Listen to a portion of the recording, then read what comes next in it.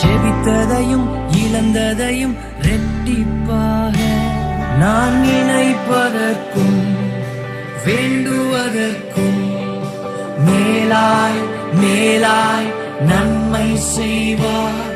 நான் வெட்கப்பட்ட நாட்களுக்கு ஈடாய் ஈடாய் நன்மை செய்வார். பரிபூர்ண ஜீவன் நீ பராக்கிரமமே ஜோதிகள்